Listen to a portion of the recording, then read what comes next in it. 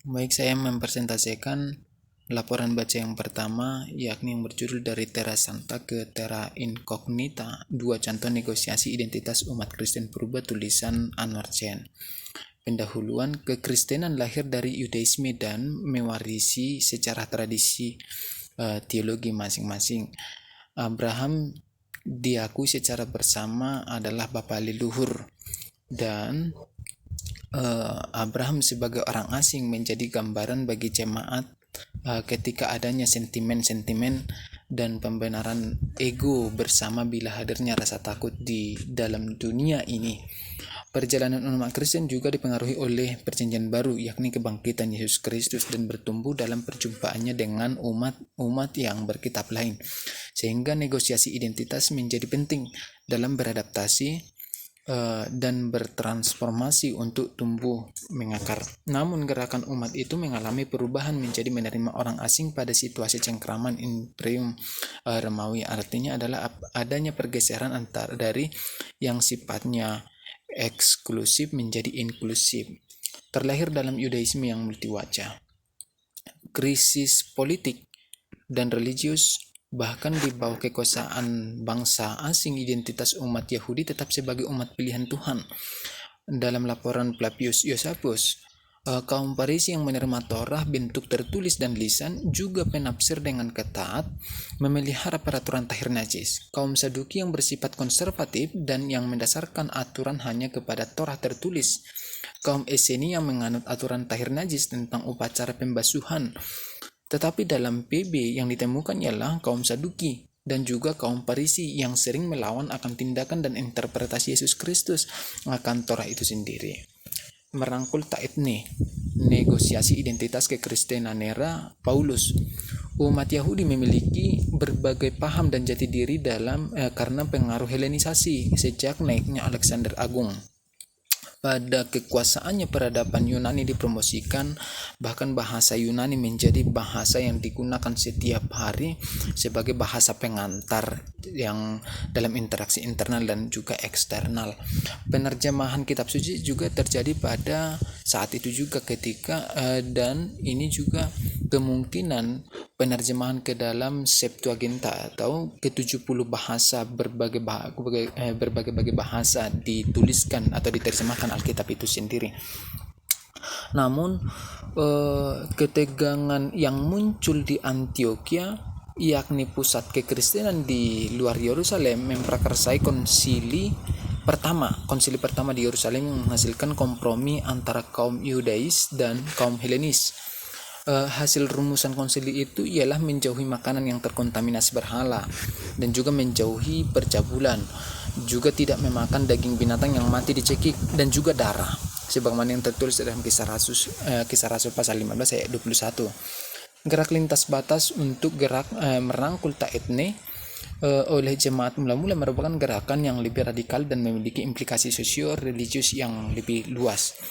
Episander dan pakar lainnya menawarkan perspektif baru, yakni dasar perjanjian yang diperkarsai Allah dengan Israel ialah hanya anugerah dan belas kasih, bukan secara karikatural sebagai agama legalisme.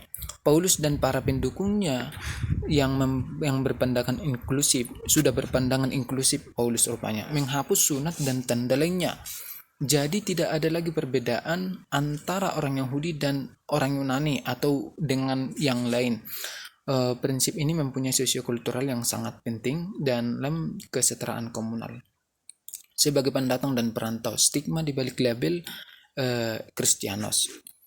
Menurut kisah para rasul, istilah Kristianos mulai digunakan di Antioquia, sebagaimana yang tertulis dalam Kisah Rasul 11 ayat 26. Dalam surat 1 Petrus juga istilah ini diperuntukkan bagi orang Kristen yang disapa sebagai pendatang dan perantau. Kisah Rasul 2 ayat 11.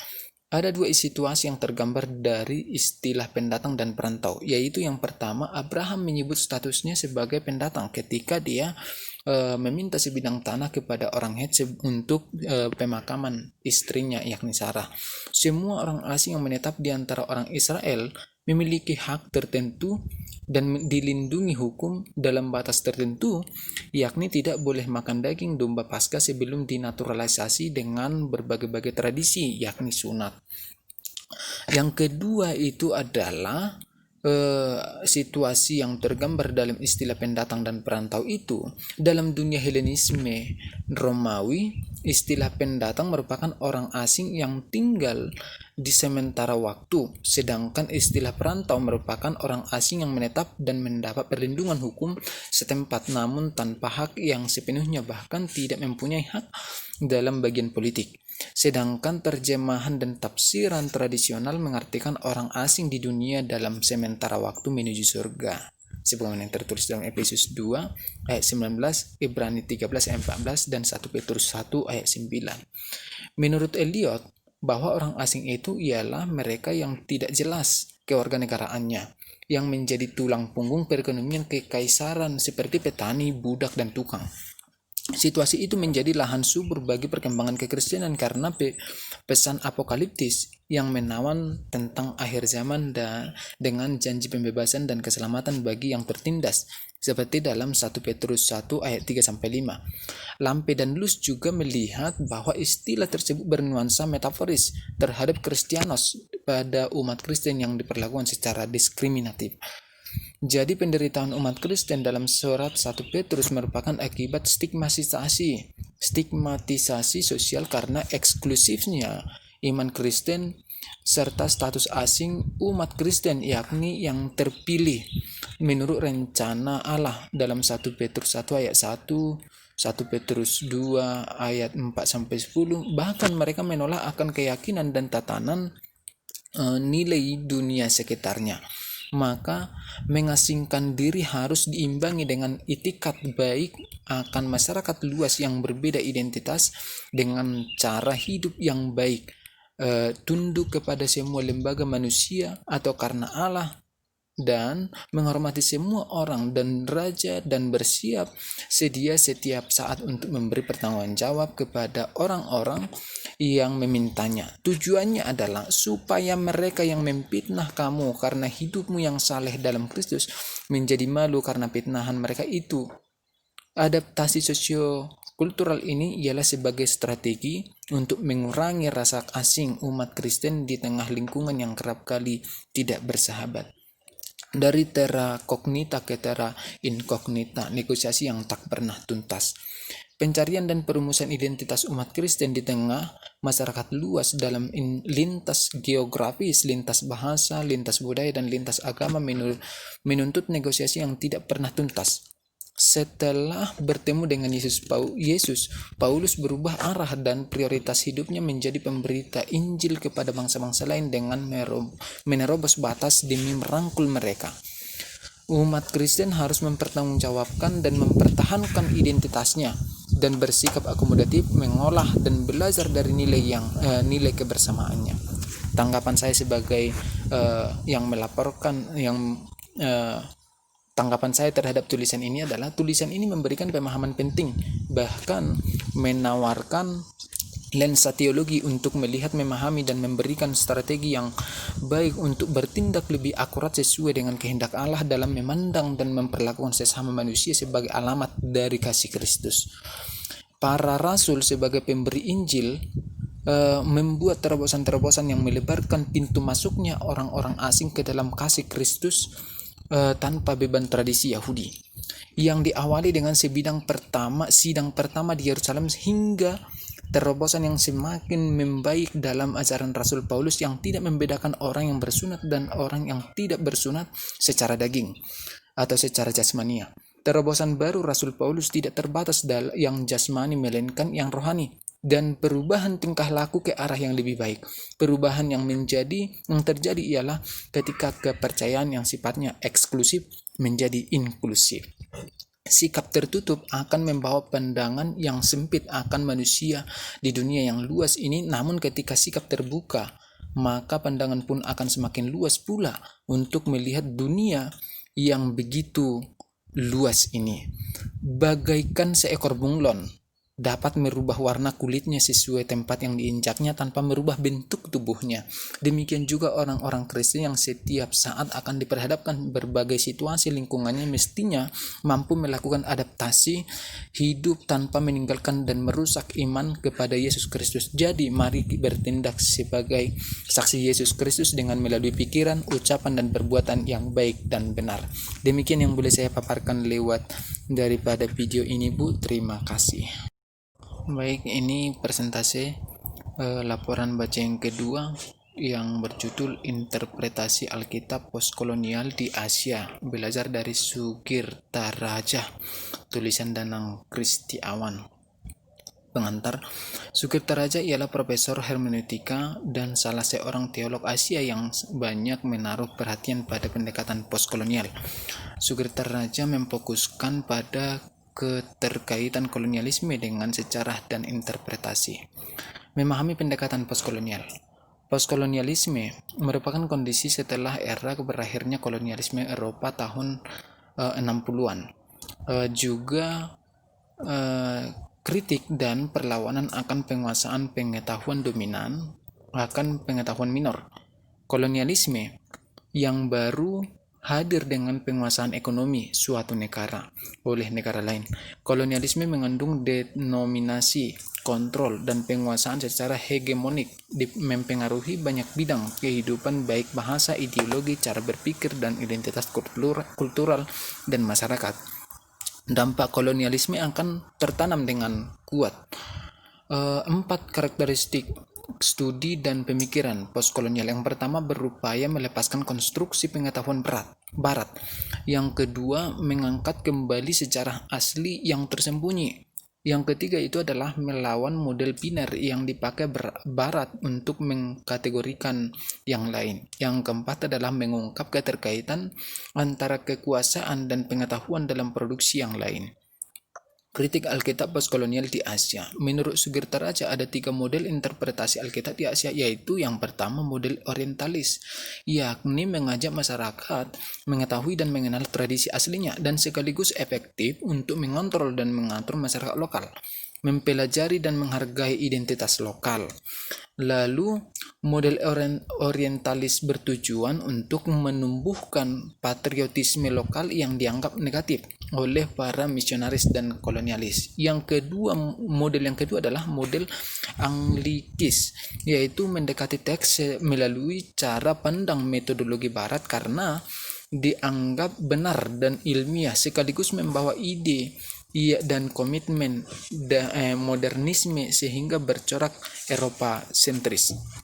Yang ketiga adalah model nativistik, yaitu mengangkat kembali tradisi pribumi atau tradisi rakyat rendahan yang dipakai sebagai media penyampaian pesan moral, ajaran religius, dan ajaran doktrinal. Kritik postkolonial, sebuah alternatif. Model postkolonial memahami kebenaran sebagai suatu yang dipetakan, dibangun, dan dinegosiasikan.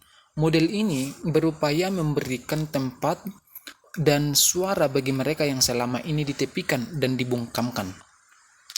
Yang 3 tugas pokok interpretasi Alkitab postkolonial. Yang pertama adalah memeriksa dokumen Alkitab dalam kejalinannya dengan masalah kolonial. Selain melihat kerangka teologis hubungan manusia dengan Tuhan, interpretasi juga melihat relasi antar kekuasaan, hegemoni, ancaman pada yang tersisihkan, stigmatisasi dan marginalisasi perempuan, penguasaan tanah, dan pelanggaran akan kelompok minoritas. Yang kedua adalah membaca kembali Alkitab dengan perspektif dan perhatian postkolonial, seperti perjuangan pembebasan, isu mengenai gender yang seringkali terabaikan oleh teks, masalah pluralitas, hibriditas, multikulturalisme, nasionalisme, dan diaspora. Penggunaan Alkitab dilibatkan sebagai firman Allah untuk merespon isu-isu postkolonial. Yang ketiga adalah tugas memeriksa pembiasan pada interpretasi Alkitab, melihat ke penyimpangan-penyimpangan terhadap interpretasi-interpretasi yang sudah ada sebelumnya. Penerjemahan Alkitab postkolonial Pengaruh kolonialisme juga mempengaruhi penerjemahan Alkitab, seperti terjemahan yang mengandung bias atau penyimpangan ras dan kelas. Kalangan kolonial beranggapan kuat bahwa teks-teks lokal yang terkoloni ialah rendah secara moral sehingga perlu dimurnikan. Jadi, dalam proses penerjemahan Alkitab, dua aspek melekat di dalamnya, yaitu representasi elit atas orang-orang lokal dan produksi pengetahuan yang dideterminasikan kepada penduduk lokal sebagai alat para kolonial mempertahankan dominasi kekuasaan kolonialisme di Asia dan menjadi dasar legitimasi bagi misi untuk memperadabkan orang Asia. Efek dari penerjemahan Alkitab oleh misionaris terhadap penduduk lokal. Yang pertama adalah proses semitasi, yaitu penghargaan dan pengunggulan yang tertinggi akan Alkitab yang dibanding bahkan menggantikan kitab suci lain dan teks-teks tradisi lokal. Yang kedua adalah penerjemahan Alkitab masa kolonial mengutamakan otentitas, akurasi, dan originalitas makna sehingga dianggap lebih benar. Hermeneutik pembebasan dan interpretasi postkolonial. Keduanya sama-sama memberi perhatian tentang isu penindasan, diskriminasi, dan penderitaan dan juga bercorak kritis. Interpretasi pembebasan berupaya melakukan perlawanan dan pembebasan dari penderitaan yang ada. Interpretasi postkolonial berupaya melawan dominasi dan hegemoni penafsiran yang bercorak barat. Sama-sama memiliki implikasi politik dengan orientasi pada praksis, namun memiliki perbedaan. Perbedaan itu yang pertama adalah pada kedudukan kitab suci. Hermeneutik pembebasan berhasil mengungkap bias atau penyimpangan ideologi dalam penafsiran yang menindas tetapi enggan mempertanyakan otoritas dari teks Alkitab itu sendiri. Interpretasi postkolonial mengungkap jarak, kekediaman atau keambiguitasan dan kekompleksan yang melekat dalam cerita Alkitab, bahkan otoritas dan arti teks itu dipertanyakan juga. Yang kedua adalah pengistimewaan pada motif iblis tertentu. Yang ketiga, sifat kekristenan sentris dari teologi pembebasan. Interpretasi pembebasan bersumber dari Alkitab, sumber Kristen, sedangkan interpretasi postkolonial memahami Alkitab dan kitab lain juga memiliki porsi pembebasan. Kristologi postkolonial. Yesus berjubah kuning, jingga ini masih dalam tanda pertanyaan. Ada 3 konteks yang menjadi latar belakang Yesus dari Nazaret, yaitu Yahudi, Helenis, dan orang agama Timur. Kaitan ketiga konteks ini memperluas pemikiran kekristenan menjadi inklusif, sekaligus menegaskan bahwa agama tumbuh dalam interaksi dengan agama lainnya, sehingga setiap agama bersifat hibrid atau bercampur dengan agama yang lainnya. Dalam konteks multireligius di Asia yang harus dipertentangkan bukan keselamatan, bukan mempertentangkan keselamatan dalam agama-agama di Asia semestinya, tetapi Mammon dan setan yang dengan Yesus, Krishna, dan Buddha. Artinya adalah bagaimana persoalan-persoalan yang sudah diperhadapkan dengan manusia pada saat ini, itulah yang harus dihadapi oleh orang-orang yang menganut agama di dunia ini atau agama-agama di Asia itu, untuk bukan mempersoalkan tentang kristologi atau keselamatan itu sendiri. Lalu penutup, interpretasi postkolonial menjadi pembela dari suara marginal. Ini adalah yang menampung suara-suara dari kaum-kaum yang bawahan atau kaum-kaum yang terpinggirkan, mempertanyakan dan menggugat teks Alkitab dan juga penafsirannya yang mengandung wacana dominan, bahkan yang mengandung pembiasan. Artinya adalah tulisan ini cenderung untuk mengangkat harkat martabat orang-orang yang terpinggirkan. Tanggapan saya terhadap bacaan ini adalah postkolonial berawal ketika berakhirnya kolonial Eropa. Namun kolonial tetap saja berlangsung sampai hari ini dalam bentuk penguasaan bidang ekonomi, pengetahuan, dan lain sebagainya. Kehadiran interpretasi postkolonial ini berupaya untuk melepaskan keterikatan dari kekuasaan yang mengekang, dan mengembalikan kembali tradisi yang kian lama terlupakan oleh masyarakat lokal. Bahkan memeriksa kembali dan memurnikan interpretasi yang mungkin mengandung bias atau penyimpangan itu sendiri. Hal ini sangat diperlukan oleh banyak kalangan masyarakat apabila para misionaris yang telah sengaja atau tidak sengaja untuk memakai teks Alkitab atau interpretasi yang ada dalam usaha tertentu. Interpretasi postkolonial memahami Alkitab dan kitab lain juga memiliki porsi pembebasan. Ternyata dalam beberapa kisah di dalam Alkitab merupakan suatu bagian dari peristiwa kolonialisme juga. Demikian yang boleh saya paparkan tentang laporan bacaan ini yang ditulis oleh Danang Kristiawan. Demikian yang boleh saya paparkan, Ibu. Terima kasih. Baik, saya akan mempresentasikan laporan bacaan yang kelima yang berjudul Meninjau Kembali Kisah Hagar dan Ismail dari perspektif Kristen dan Islam, penafsiran Kejadian 21 ayat 8 sampai 21 dan hadis Sahih Al-Bukhari volume 4 nomor 583, Quran surah 14 ayat 37 sampai 38 yang ditulis oleh John Pikram Kandikonda, Melinda Siahaan dan Chin Sian Muang. Pengantar. Kisah Abraham telah dianggap sebagai kisah milik Yudaisme, kekristenan, juga agama-agama Islam.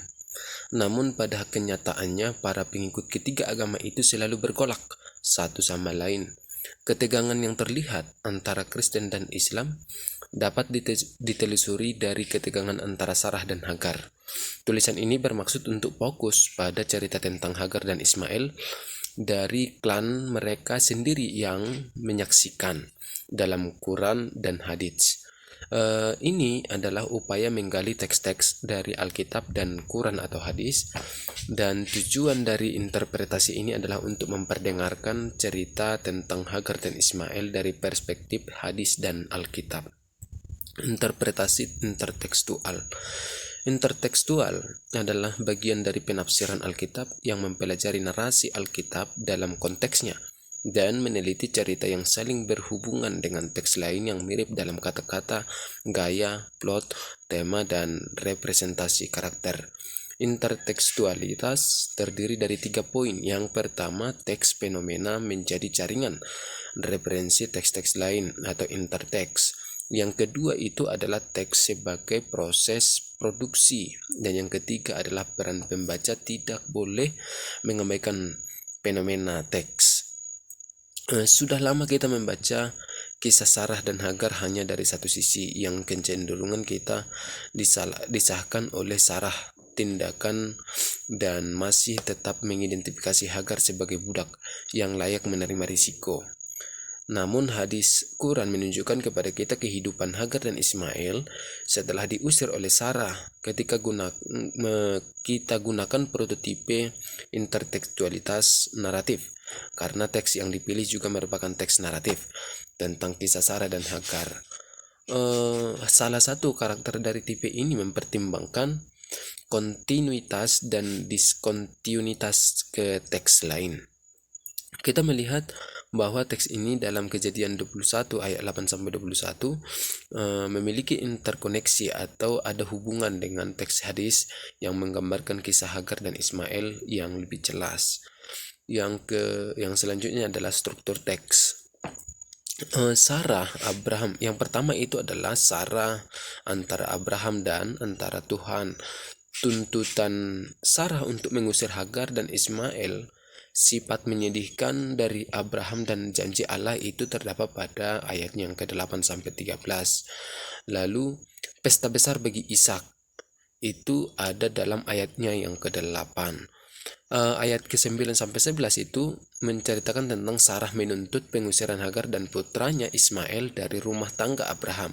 Lalu ayat 12 sampai 13 janji Tuhan tentang masa depan Ismail. Lalu yang kedua itu adalah antara Hagar Abraham atau sebagai suami yang dipengaruhi oleh istri yakni Sarah. Lalu dengan hubungannya dengan Tuhan. Persiapan Abraham untuk mengusir mereka. Di sana juga terdapat perjuangan Hagar dan juga terdapat pemeliharaan Allah bagi Hagar dan Ismail di padang pasir, yaitu terdapat dalam ayat yang ke-14 sampai 21. Ayat ke-14 khusus adalah persiapan Abraham untuk Hagar, sedangkan ayat 15 sampai 16 itu adalah perjuangan Hagar di padang pasir. Sedangkan ayat 17 sampai 20 itu tentang Tuhan berjanji dan memberkati Hagar dan Ismail. Lalu refleksi dan kesimpulan teologis. Yang pertama itu adalah Allah sebagai pembebas dan memutus rantai kebencian dan kekerasan dengan memberkati Hagar dan Ismail. Tuhan memberkati Ismail dan Ishak sebagai bangsa yang besar, sama-sama penerima berkat Allah. Yang kedua, kesimpulan yang kedua adalah Hagar sebagai gambaran orang-orang yang terbuang dan terpinggirkan dalam konteks kita. Tuhan berdiri dalam perjuangan dan kehidupan mereka. Lalu tanggapan saya terhadap tulisan ini.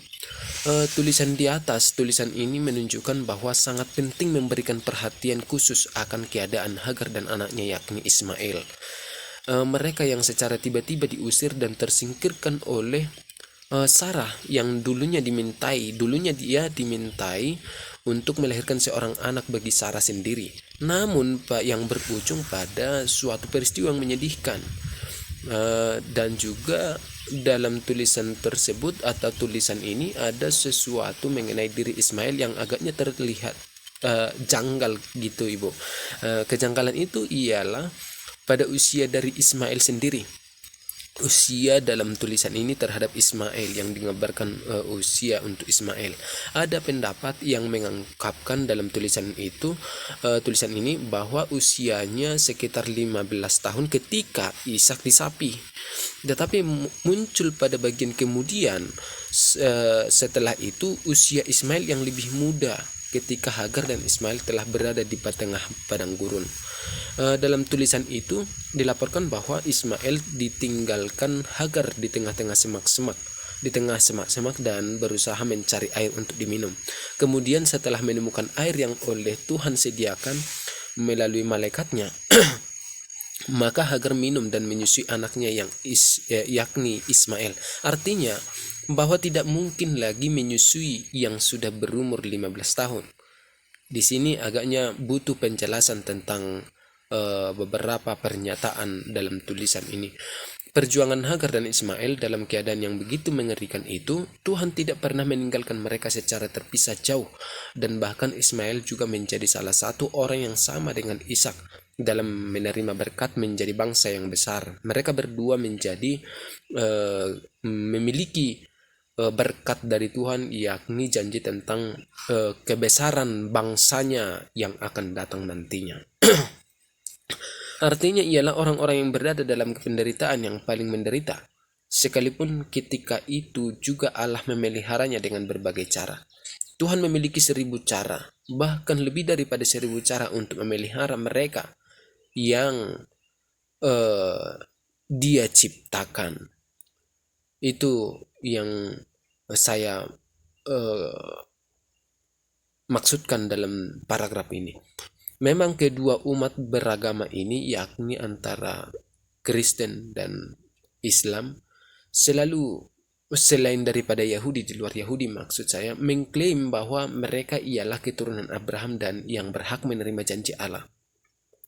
Tetapi dalam persimpangan antara Ishak dan Ismail ini menjadi sesuatu yang sulit untuk diselesaikan dengan baik, sehingga terkadang bahkan sering menjadi bahan yang diperdebatkan dan tidak memiliki penyelesaian secara baik oleh kedua agama ini.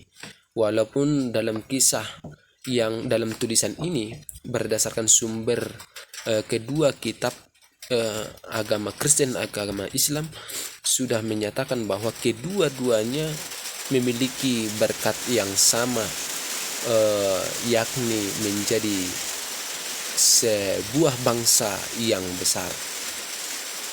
Namun yang jelas bahwa kisah Hagar dan Ismail ini tidak hanya sekilas kisah yang asik untuk dibaca dan diceritakan, melainkan sedang menggambarkan dan menunjukkan keadaan orang-orang yang terpinggirkan, direndahkan, dan orang yang terbuang pada konteks masa kini yang memang telah sekian lama berlangsung dan terabaikan.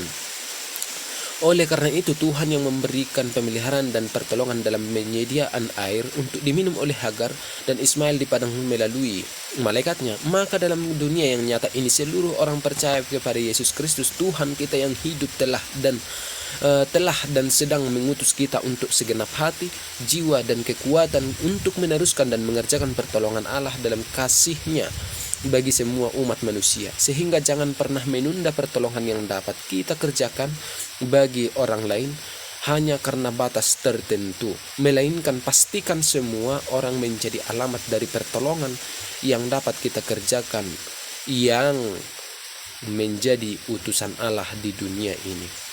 Demikian yang boleh saya paparkan akan laporan bacaan ini. Sekian dan terima kasih. Baik, saya mau mempresentasikan laporan bacaan yang kelima yang berjudul Mati dan Bangkit Bersama Kristus, sebuah spiritualitas Kristen berdasarkan refleksi biblis Kolose 2 ayat 16 sampai pasal 3 ayat 4 oleh Emmanuel Geritsinggi dan Nindyo Sasongko. Pendahuluan. Ada 4 sketsa besar menurut Skyders mengenai arti spiritualitas. Yang pertama itu adalah spiritualitas selalu terkait dengan pengalaman yang dihidupi seseorang. Lalu yang kedua itu spiritualitas selalu menyertakan aspek kesadaran dan kehendak untuk melakukan tindakan. Yang ketiga, spiritualitas selalu terarah pada keutuhan hidup, mengaitkan tubuh dan rohani, roh, emosi dan pikiran, juga aktivitas dan pasivitas. Dan yang keempat itu adalah spiritualitas mengarah pada perkembangan nilai-nilai ultima.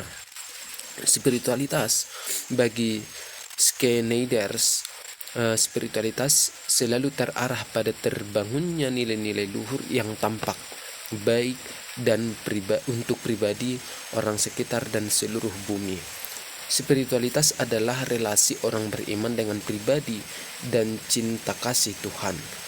Emmanuel Geritsinggi dan Gustavo Gutierrez memaknai spiritualitas sebagai berjalan dalam kemerdekaan seturut dengan roh, cinta, dan kehidupan. Tafsir Kolose pasal 2 ayat 16 sampai pasal 3 ayat 4. Ayat 2 pasal 2 ayat 16 sampai 17 terdapat kata-kata yaitu karena itu. Ini menegaskan bahwa sebelum ayat ini telah diungkapkan dasar-dasar kehidupan orang beriman di dalam Kristus yang adalah kepenuhan Allah. Jemaat Kolose diajak agar tidak terpengaruh dengan ajaran Yahudi atau ajaran agama yang menggantikan Kristus. Sebab aturan agama tidak real dan hanya bayangan, tetapi Kristus ialah real atau nyata. Yang real adalah wujud Kristus yang tidak kelihatan, yang tersembunyi.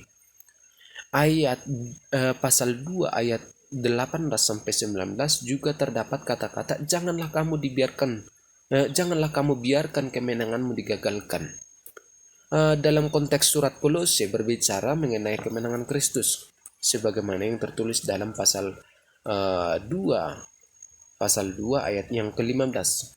Oleh karena Kristus telah menang, maka orang beriman hidup dalam pengharapan dengan jalan berpartisipasi di dalam hidup Kristus.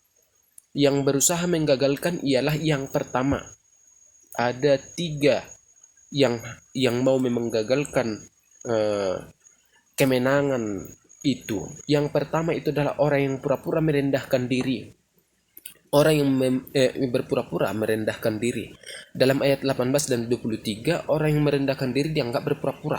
Tetapi di dalam Kolose 3 ayat 12, kerendahan hati bukan diri lagi, tetapi kerendahan hati dianggap sebagai nilai yang positif dan tidak dianggap pura-pura.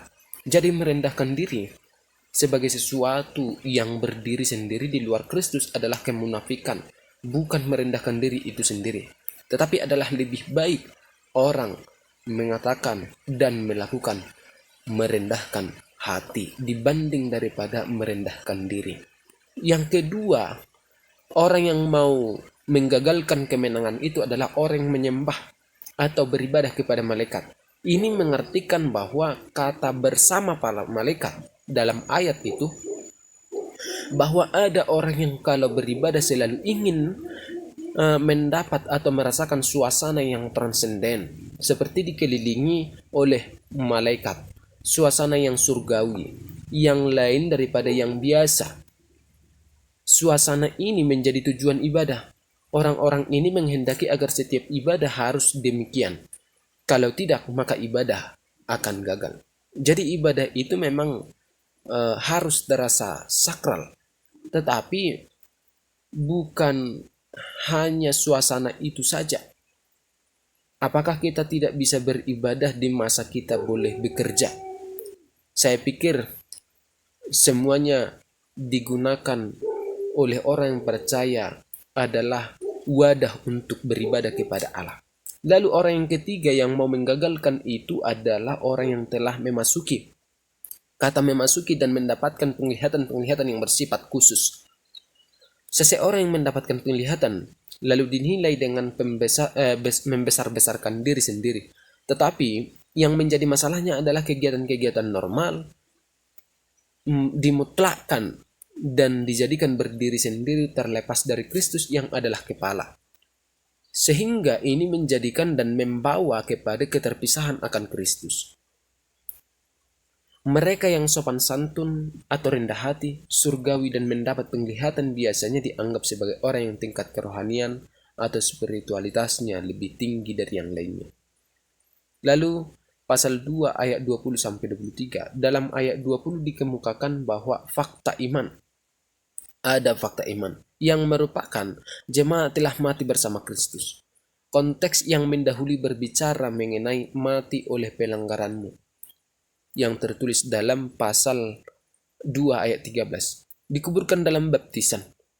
Itu juga tertulis dalam pasal 2 ayat yang 12.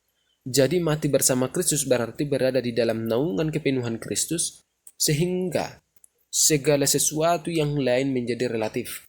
Kemudian disambungkan dengan ungkapan dari roh-roh dunia. Roh-roh dunia adalah semua perangkat pikiran dan konsep religius yang tidak bersumberkan Kristus. Mati bersama Kristus artinya positif, yaitu terbebas dari syarat yang selama ini telah begitu membebani. Peraturan-peraturan dunia adalah peraturan keagamaan yang bersifat melarang, sangat melarang. Itu semua menjadi bagian dari fakta iman. Keberadaan Kristus sebagai gambar Allah yang sempurna dalam wujud jasmani, tetapi dalam keadaan yang tidak kasat mata. Wujud jasmani itu berperan dalam menggambarkan yang ilahi sebagai pribadi, yang hanya dapat berelasi dengan pribadi-pribadi pula.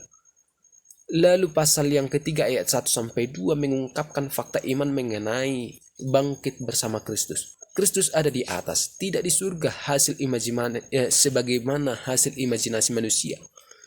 Di mana Kristus berada, disitulah surga. Dan di mana jemaat bersekutu dengan Kristus, disitulah suasana surgawi terjadi. Lalu pasal 3 ayat 3-4 itu mengemukakan paradoks dari fakta iman di atas. Kristus berada di tengah-tengah jemaat. Entah disadari atau tidak, entah terasa atau tidak, Kristus hadir di dalam persekutuan. Itulah maknanya kalau disebutkan bahwa hidupmu tersembunyi di dalam Allah. Kristus yang tersembunyi, yang tidak nampak, itulah yang real, itulah yang nyata. Sedangkan syarat itu yang tidak real. Di dalam pasal 1 ayat 26 dan 27, 2 kali dipakai istilah rohani. Dalam bahasa Yunani itu dikatakan mysterion, untuk mengungkapkan ketersembunyian ini. Penulis surat Kolose menggunakan kata ini. Berarti yang disoroti bahwa semua agama perlu mempertahankan inti yang bersifat rahasia dan tidak kelihatan itu. Masalah yang lebih krusial bukan heresi, tetapi justru the Colossians ortodoks, orang beragama yang ortodoks yang tidak bisa lagi menghargai ketersembunyian kekayaan iman itu. oleh karena ingin semuanya jelas. Maka apa yang tidak jelas harus diperjelas. Kalau perlu dengan rekayasa demi penjelasan itu. Dalam ayat 4 dikemukakan mengenai kemuliaan yang akan datang. Sebenarnya seluruh surat Kolose penuh dengan nada pengharapan oleh karena kemuliaan yang akan datang. Justru karena pengharapan itu maka jemaat berpartisipasi di dalam kematian dan kebangkitan Kristus. Jemaat Kolose telah dibangkitkan bersama Kristus atau di masa silam yang sudah lampau ketika Kristus sudah bangkit, mengalami kematian dan bangkit. Ketersembunyian bersama Kristus yakni adalah masa kekinian setelah Yesus mati dan bangkit, di mana kita titiknya percaya kepada Dia dan berserah kepada Dia. Dan dinyatakan bersama Kristus akan datang. Walaupun pengharapan itu sudah nyata hari ini, tetapi akan dialami yang akan datang. Jemaat mempunyai pengharapan karena Kristus sudah bangkit, namun tidak menyangkal akan penderitaannya oleh karena Kristus menderita dan mati.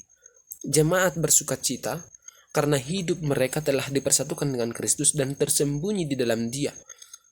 Ini berarti karya pemuliaan yang kelak akan mereka rasakan sepenuhnya telah dimulai sejak saat ini dan telah penuh di dalam misteri Kristus. Mereka memiliki jaminan bahwa kelak yang seperti Kristus ini pun akan menjadi milik mereka. Itulah maknanya mati dan bangkit bersama Kristus. Spiritualitas bukan syariat. Kristus dan kehidupan serta karyanya ialah pusat kehidupan jemaat dan tidak ada yang lain. Kegiatan keagamaan sekalipun tidak akan pernah menggeser dan menggantikan posisi Yesus Kristus. Masalah jemaat Kolose ialah memutlakkan kegiatan-kegiatan keagamaan sehingga menggantikan tempat Kristus dan hidup serta karyanya. Bukan hidup Kristus lagi yang menjadi panutan, melainkan syariat Kristen. Maka kalau ada yang namanya spiritualitas Kristen, marilah kita bersama-sama menghayati mati dan bangkitnya bersama Kristus. Dua hal penting untuk dipertimbangkan dalam mengangkat Kristus sebagai pribadi yang mencintai dan menghendaki dicintai oleh manusia, yaitu yang pertama, kaitannya dengan kemajemukan agama-agama. Dalam konteks kemajemukan dan dialog antar agama di Indonesia, banyak orang menganjurkan pemahaman yang bersifat lebih inklusif, bahkan pluralis. Dalam rangka itu ada usulan bahwa pendekatan yang bersifat teosentris atau pneumasentris akan lebih bermanfaat dibanding pemahaman eksklusif atau yang ada kekhususan. Lalu yang kedua itu adalah pemahaman bahwa apabila yang ilahi bersifat pribadi, maka berdampak kebencian yang luar biasa terhadap orang lain yang tidak terlibat dalam relasi dengan yang ilahi itu. Agama yang memahami bahwa yang ilahi bersifat pribadi dan yang tidak berpribadi masih menampakkan distorsi cinta yang menimbulkan kekejaman yang luar biasa. Lalu sampai kepada penutup, spiritualitas yang otentik ialah sukacita yang sejati melalui kebersatuan dengan Kristus pada masa lalu, kini, dan yang akan datang. Artinya adalah masa-masa itu harus dilalui pada persekutuan dengan Kristus. Spiritualitas haruslah dipahami sebagai aktivitas sehari-hari yang memerdekakan, sehingga tidak ada keterputusan antara waktu ke waktu, tetapi setiap hari, segala aktivitas atau kegiatan atau pekerjaan apapun itu, harus dimaknai, harus dipahami, harus dimengerti, adalah kemerdekaan. Lalu ada ungkapan, spiritualitas Kristen, yes. Syariat Kristen, no. Lalu tanggapan saya terhadap tulisan ini adalah bahwa tulisan ini berbicara pada inti iman dan praktik hidup orang Kristen. Iman yang dipahami pembaca ialah relasi dalam persekutuan manusia secara pribadi dengan Allah. Sedangkan praktik hidup orang Kristen ialah iman yang dibahasakan dalam bentuk tindakan atau perbuatan dalam hidup sehari-hari. Sehingga iman dan praktik hidup itu tidak akan terpisahkan dan tidak akan pernah dipisahkan. Sebab iman tanpa perbuatan ialah kosong. Yang selaras dengan itu ialah perbuatan merupakan buah yang dihasilkan dari iman. Iman kepada Yesus Kristus yang sesungguhnya dalam diri setiap orang percaya pasti mempengaruhi seluruh hidupnya, baik pikirannya, perkataannya, perbuatannya dalam kebenaran Allah. Setiap agama memiliki dogma dan aturan-aturan tertentu yang akan mengikat setiap penganutnya, itu pasti. Karena ada dogma tersendiri. Karena ikatan dogma dan aturan-aturan itu, setiap penganut agama dan aliran yang berbeda sering saling menghakimi dan saling menjadi batu sandungan kepada yang lainnya. Orang yang mengaku diri sebagai orang percaya kepada Yesus cinta kasih, tetapi melalaikan pekerjaan dan tanggung jawabnya untuk meneruskan cinta kasih itu kepada sesamanya karena ikatan dogma dan aturan-aturan agama atau aliran pasti tidak memiliki spiritualitas yang baik, sebab dia masih terikat dalam dogma dan aturan-aturan yang tertentu. Tulisan di atas juga memperkenalkan bagi orang Kristen bahwa spiritualitas itu ialah memusatkan hidup kepada penghayatan akan kematian dan kebangkitan bersama Kristus dan kehidupan serta karyanya. Kegiatan keagamaan sekalipun tidak akan pernah menggeser dan menggantikan posisi Yesus Kristus. Spiritualitas Kristen yang demikian akan memerdekakan dalam iman dan tindakan yang berkualitas. Demikian yang boleh saya paparkan dalam laporan bacaan yang kelima ini. Sekian dan terima kasih. Baik, saya akan mempresentasikan laporan bacaan yang keempat yang berjudul Penguasa Tuhan Rakyat. Membaca Apokalips Daniel 7 sebagai subversi oleh Robert Setio. Tafsiran Daniel 7 ayat 1 sampai 15. Daniel mengalami trans atau ekstasi apokalips. Bentuk nubuat bisa kata-kata yang sifatnya langsung dan penglihatan yang sifatnya tidak langsung, sehingga perlu ditafsirkan. Pengenalan atribut kemanusiaan pada binatang yang digambarkan di dalam kitab Samuel pasal 7 ayat 1 sampai 15 itu jelas dimaksudkan untuk memperlihatkan perubahan sekaligus sebagai subversi historis. Binatang-binatang itu ialah simbol dari sejarah yang sudah berjalan bahwa Israel silih berganti berada di bawah penguasaan imperium asing. Kekuasaan imperialisme mengencengkram Israel. 3 padanan binatang yang ada di alam yaitu singa, beruang, dan macan tutul, sedangkan binatang yang keempat dideskripsikan sebagai binatang yang menakutkan, mendahsyatkan, dan sangat kuat dengan gigi besar dari besi yang melahap dan meremukkan, bahkan sisanya diinjaknya juga bertanduk. Dia juga memiliki tanduk 10. Tanduk kecil yang kuat itu dikatakan mempunyai matanya seperti mata manusia dan memiliki mulut yang berbicara besar. Tanduk tersebut dipandang sebagai penanda dari kuasa, dan mata serta mulut itu merupakan penguasa akan orang yang dikuasainya atau masyarakatnya. Sedangkan mulut besar mengeluarkan kata-kata sombong sebagai retorika dan kampanyenya untuk mengobrol janji dan menonjolkan kehebatan dirinya. Ini menjadi suasana kesombongan sebagai gambaran dari mulut besar. Tanduk dalam mimpi Daniel ini menunjukkan penguasa yang menjalankan roda kehidupan. Runtuhnya 3 tanduk karena tanduk kecil yang kuat itu menunjukkan silih bergantinya kekuasaan dalam dunia yang mungkin berhasil membawa revolusi kemudian menyombongkan diri. Tetapi binatang langsung dibunuh, binatang itu maksudnya langsung dibunuh dan dibakar, yang mungkin menggambarkan kekuasaannya telah berakhir. Binatang ketiga sebelumnya meski kekuasaannya diakhiri namun masih tetap hidup walau tidak memegang kekuasaan. Peperangan yang lanjut usianya dibantu oleh prajuritnya melawan binatang yang menyimbolkan kejahatan. Hal ini menggambarkan pada pengakhiran kekuasaan keempat binatang tersebut dengan cara yang relatif damai. Anak manusia muncul dan diberi kekuasaan tanpa merebutnya sebagai pengganti para penguasa lainnya. Figur lanjut usia menunjukkan keeratannya dengan kebijaksanaan sehingga yang lanjut usianya yang menggantikan penguasa-penguasa itu adalah tampil dengan kedamaian dan kebijaksanaan. Proses penggantian itu terjadi secara tiba-tiba, yang menunjukkan terjadinya revolusi dan membawa lembaran baru dalam sejarah peradaban dalam keadaan yang damai dan juga tentram. Latar politik Kitab Daniel ditulis sekitar tahun 160-an. Isinya menyebut beberapa nama para raja Babel seperti Nebukadnezar dan Persia seperti Darius. Ada ciri yang sama akan penguasa yang digambarkan oleh binatang tersebut pada penguasa masa itu, yaitu kekuasaan mereka tidak disukai, tetapi bukan hanya tidak disukai, tetapi juga mereka adalah sesuatu penguasa yang ditakuti. Pengawasan kepada masyarakat sangat ketat dan tidak ada kebebasan melalui kekuatan fisik dan militer.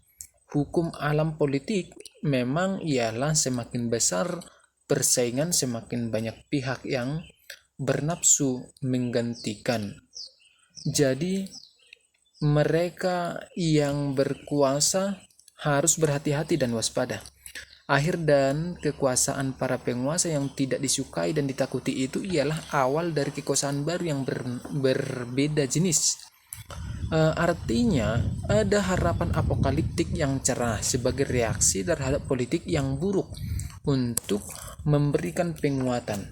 Apokaliptisisme dapat membuahkan gerakan-gerakan perlawanan yang sekretarian dan penuh kekerasan. Namun kekerasan itu dinantikan datangnya adalah dari Tuhan.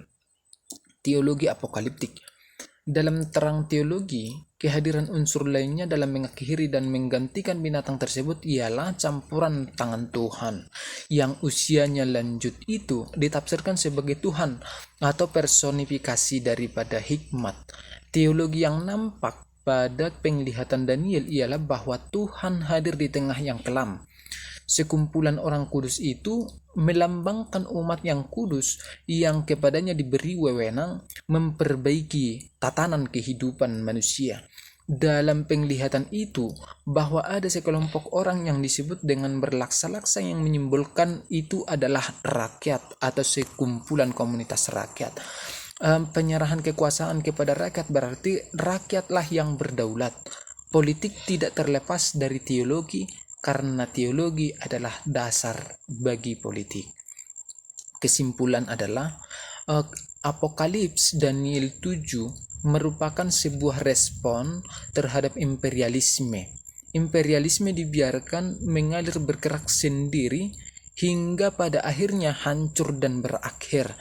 Hal ini mengajak untuk tidak pernah putus asa dan mengusahakan perlawanan dan perjuangan untuk bebas dari imperialisme. Pengharapan apokaliptik merupakan pengharapan yang jujur dan baik yang membawa perubahan sistem kekuasaan. Tanggapan saya dalam terhadap tulisan ini adalah tulisan di atas sangat memberikan suatu gambaran yang penting dan harus dicontoh diteladani oleh seluruh orang-orang yang bergumul dan yang aktif dalam pergumulan teologi. Sebab tulisan ini memperlihatkan cara memberikan tafsiran dan makna yang kemungkinan besar tidak jauh dari kesempurnaan. Sangat sistematis dengan menggunakan segala pikiran yang rasional dalam menemukan makna yang terkandung dalam teks. Artinya bahwa tulisan ini mengajak untuk lebih berhati-hati dan secara fokus untuk menggunakan akal sehat yang dimiliki dalam melakukan pembongkaran akan teks-teks Alkitab dan tanpa meninggalkan logika serta tidak secara harafiah untuk mengartikan teks demi teks, walaupun ada teks-teks yang lain boleh diterima secara harafiah. Banyak anggapan dalam paradigma masyarakat bahwa jika politik dan teologi itu sangat kontras atau berlawanan sehingga tidak boleh orang yang bercampur, yang menggumuli teologi ikut campur dalam urusan politik. Tetapi tulisan di atas memberitahukan bahwa politik tidak akan terlepas, tidak akan terpisahkan dari teologi. Sebab teologi katanya dalam tulisan itu adalah dasar bagi politik. Maka politik yang berdasarkan pada teologi ialah politik sehat. Meskipun ada banyak memakai dan memperalat teologinya sendiri sebagai jembatan meribut kekayaan diri sendiri dan jabatan dan lain sebagainya yang mau diraihnya. Segala hal yang memperalat teologinya untuk hak yang jahat ialah politik yang tidak sehat atau politik yang buruk. Dalam tulisan ini juga diperlihatkan bahwa apokaliptik membawa sebuah harapan yang baik dan perubahan baru, terutama pada sistem kekuasaan. Tulisan ini juga berupaya untuk memperlihatkan betapa buruknya kekuasaan yang tidak berasal dari Tuhan. Betapa buruknya kekuasaan yang tidak berasal dari Tuhan. Penguasanya tidak disukai oleh rakyat dan ditakuti oleh kekerasan dan ketatnya akan pengawasan yang dilakukan melalui kekuatan fisik dan militernya. Namun, ternyata seketat-ketatnya bahkan sekeras-kerasnya pemimpin dalam kekuasaannya untuk menunjukkan kehebatannya pasti akan berakhir pada kehancuran dan sesegera mungkin akan tergantikan oleh pemimpin yang lebih baik, bahkan yang berlipat kali ganda kebaikannya, sehingga terjadi suatu perubahan bagi rakyat yang dipimpinnya.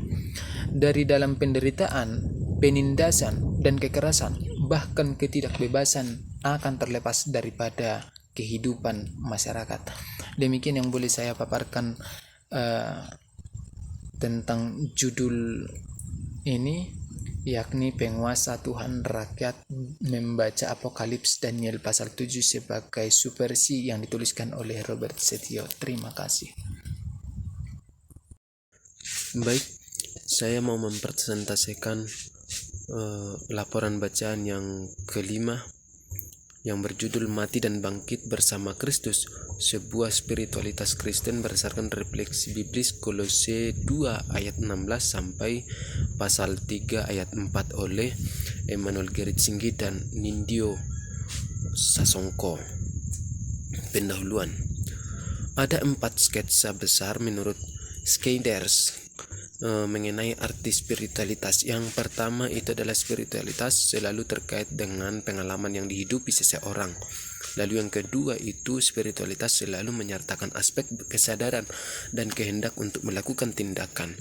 Yang ketiga, spiritualitas selalu terarah pada keutuhan hidup, mengaitkan tubuh dan rohani, roh, emosi dan pikiran, juga aktivitas dan pasivitas. Dan yang keempat itu adalah spiritualitas mengarah pada perkembangan nilai-nilai ultima. Spiritualitas bagi Skyders, spiritualitas selalu terarah pada terbangunnya nilai-nilai luhur yang tampak baik dan untuk pribadi, orang sekitar dan seluruh bumi. Spiritualitas adalah relasi orang beriman dengan pribadi dan cinta kasih Tuhan.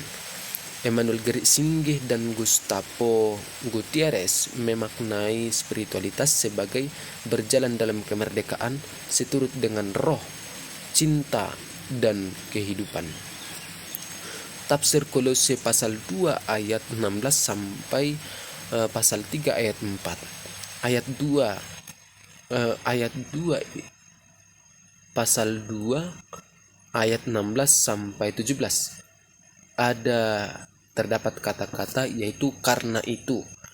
Ini menegaskan bahwa sebelum ayat ini telah diungkapkan dasar-dasar kehidupan orang beriman di dalam Kristus yang adalah kepenuhan Allah. Jemaat Kolose diajak agar tidak terpengaruh dengan ajaran Yahudi atau ajaran agama yang menggantikan Kristus, sebab aturan agama tidak real dan hanya bayangan, tetapi Kristus ialah real atau nyata. Yang real adalah wujud Kristus yang tidak kelihatan, yang tersembunyi. Pasal 2 ayat 18 sampai 19 juga terdapat kata-kata janganlah kamu biarkan kemenanganmu digagalkan. Dalam konteks surat Kolose berbicara mengenai kemenangan Kristus, sebagaimana yang tertulis dalam pasal 2 ayat yang ke-15. Oleh karena Kristus telah menang, maka orang beriman hidup dalam pengharapan dengan jalan berpartisipasi di dalam hidup Kristus. Yang berusaha menggagalkan ialah yang pertama, ada 3 yang mau menggagalkan kemenangan itu. Yang pertama itu adalah orang yang pura-pura merendahkan diri. Orang yang berpura-pura merendahkan diri. Dalam ayat 18 dan 23, orang yang merendahkan diri dianggap berpura-pura. Tetapi di dalam Kolose 3 ayat 12, kerendahan hati bukan diri lagi, tetapi kerendahan hati dianggap sebagai nilai yang positif dan tidak dianggap pura-pura. Jadi merendahkan diri sebagai sesuatu yang berdiri sendiri di luar Kristus adalah kemunafikan. Bukan merendahkan diri itu sendiri, tetapi adalah lebih baik orang mengatakan dan melakukan merendahkan hati dibanding daripada merendahkan diri. Yang kedua, orang yang mau menggagalkan kemenangan itu adalah orang yang menyembah atau beribadah kepada malaikat. Ini mengartikan bahwa kata bersama para malaikat dalam ayat itu, bahwa ada orang yang kalau beribadah selalu ingin mendapat atau merasakan suasana yang transenden, seperti dikelilingi oleh malaikat, suasana yang surgawi, yang lain daripada yang biasa. Suasana ini menjadi tujuan ibadah. Orang-orang ini menghendaki agar setiap ibadah harus demikian. Kalau tidak, maka ibadah akan gagal. Jadi ibadah itu memang harus terasa sakral, tetapi bukan hanya suasana itu saja. Apakah kita tidak bisa beribadah di masa kita boleh bekerja? Saya pikir semuanya digunakan oleh orang yang percaya adalah wadah untuk beribadah kepada Allah. Lalu orang yang ketiga yang mau menggagalkan itu adalah orang yang telah memasuki. Kata memasuki dan mendapatkan penglihatan-penglihatan yang bersifat khusus. Seseorang yang mendapatkan penglihatan lalu dinilai dengan membesar-besarkan diri sendiri. Tetapi yang menjadi masalahnya adalah kegiatan-kegiatan normal dimutlakkan dan dijadikan berdiri sendiri terlepas dari Kristus yang adalah kepala. Sehingga ini menjadikan dan membawa kepada keterpisahan akan Kristus. Mereka yang sopan santun atau rendah hati, surgawi dan mendapat penglihatan biasanya dianggap sebagai orang yang tingkat kerohanian atau spiritualitasnya lebih tinggi dari yang lainnya.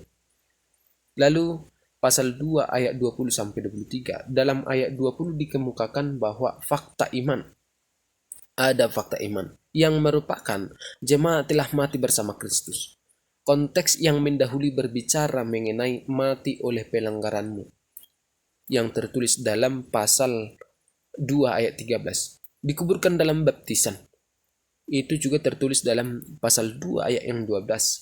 Jadi mati bersama Kristus berarti berada di dalam naungan kepenuhan Kristus, sehingga segala sesuatu yang lain menjadi relatif. Kemudian disambungkan dengan ungkapan dari roh-roh dunia. Roh-roh dunia adalah semua perangkat pikiran dan konsep religius yang tidak bersumberkan Kristus. Mati bersama Kristus artinya positif, yaitu terbebas dari syarat yang selama ini telah begitu membebani. Peraturan-peraturan dunia adalah peraturan keagamaan yang bersifat melarang, sangat melarang. Itu semua menjadi bagian dari fakta iman. Keberadaan Kristus sebagai gambar Allah yang sempurna dalam wujud jasmani, tetapi dalam keadaan yang tidak kasat mata. Wujud jasmani itu berperan dalam menggambarkan yang ilahi sebagai pribadi, yang hanya dapat berelasi dengan pribadi-pribadi pula. Lalu pasal yang ketiga ayat 1-2 mengungkapkan fakta iman mengenai bangkit bersama Kristus. Kristus ada di atas, tidak di surga sebagaimana hasil imajinasi manusia. Di mana Kristus berada, disitulah surga. Dan di mana jemaat bersekutu dengan Kristus, disitulah suasana surgawi terjadi. Lalu pasal 3 ayat 3-4 itu mengemukakan paradoks dari fakta iman di atas.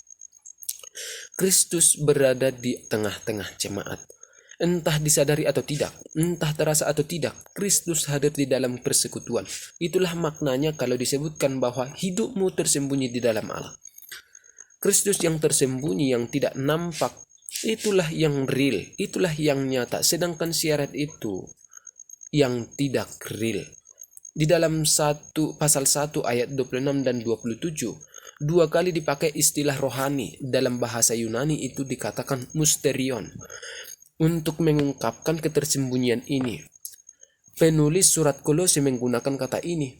Berarti yang disoroti bahwa semua agama perlu mempertahankan inti yang bersifat rahasia dan tidak kelihatan itu.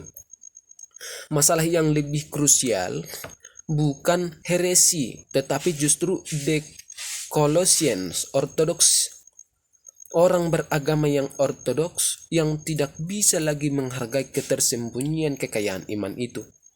Oleh karena ingin semuanya jelas, maka apa yang tidak jelas harus diperjelas. Kalau perlu dengan rekayasa demi penjelasan itu. Dalam ayat 4 dikemukakan mengenai kemuliaan yang akan datang. Sebenarnya seluruh surat Kolose penuh dengan nada pengharapan oleh karena kemuliaan yang akan datang. Justru karena pengharapan itu maka jemaat berpartisipasi di dalam kematian dan kebangkitan Kristus.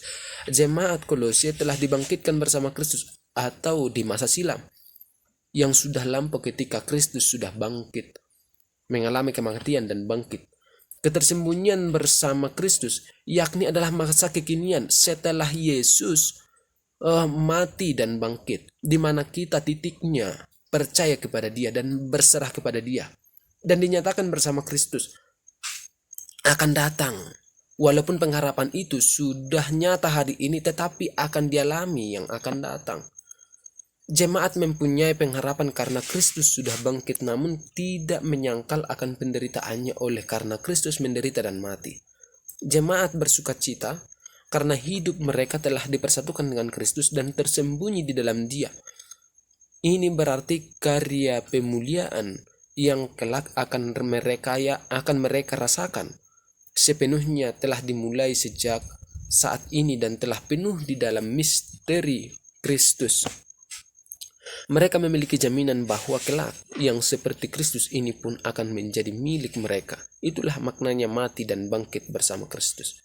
Spiritualitas bukan syariat. Kristus dan kehidupan serta karyanya ialah pusat kehidupan jemaat dan tidak ada yang lain. Kegiatan keagamaan sekalipun tidak akan pernah menggeser dan menggantikan posisi Yesus Kristus. Masalah jemaat Kolose ialah memutlakkan kegiatan-kegiatan keagamaan sehingga menggantikan tempat Kristus dan hidup serta karyanya. Bukan hidup Kristus lagi yang menjadi panutan, melainkan syariat Kristen. Maka, kalau ada yang namanya spiritualitas Kristen, marilah kita bersama-sama menghayati mati dan bangkitnya bersama Kristus. 2 hal penting untuk dipertimbangkan dalam mengangkat Kristus sebagai pribadi yang mencintai dan menghendaki dicintai oleh manusia, yaitu yang pertama, kaitannya dengan kemajemukan agama-agama. Dalam konteks kemajemukan dan dialog antar agama di Indonesia, banyak orang menganjurkan pemahaman yang bersifat lebih inklusif, bahkan pluralis. Dalam rangka itu, ada usulan bahwa pendekatan yang bersifat teosentris atau pneumasentris akan lebih bermanfaat dibanding pemahaman eksklusif atau yang ada kekhususan. Lalu yang kedua itu adalah pemahaman bahwa apabila yang ilahi bersifat pribadi, maka berdampak kebencian yang luar biasa terhadap orang lain yang tidak terlibat dalam relasi dengan yang ilahi itu. Agama yang memahami bahwa yang ilahi bersifat pribadi dan yang tidak berpribadi masih menampakkan distorsi cinta yang menimbulkan kekejaman yang luar biasa. Lalu sampai kepada penutup, spiritualitas yang otentik ialah sukacita yang sejati melalui kebersatuan dengan Kristus pada masa lalu, kini, dan yang akan datang. Artinya adalah masa-masa itu harus dilalui pada persekutuan dengan Kristus.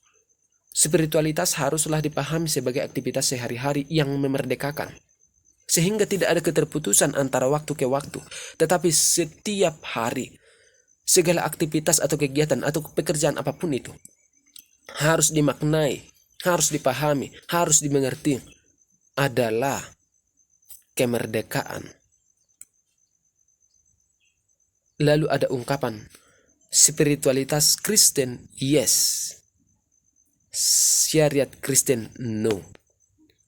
Lalu tanggapan saya terhadap tulisan ini adalah bahwa tulisan ini berbicara pada inti iman dan praktik hidup orang Kristen. Iman yang dipahami pembaca ialah relasi dalam persekutuan manusia secara pribadi dengan Allah. Sedangkan praktik hidup orang Kristen ialah iman yang dibahasakan dalam bentuk tindakan atau perbuatan dalam hidup sehari-hari. Sehingga iman dan praktik hidup itu tidak akan terpisahkan dan tidak akan pernah dipisahkan.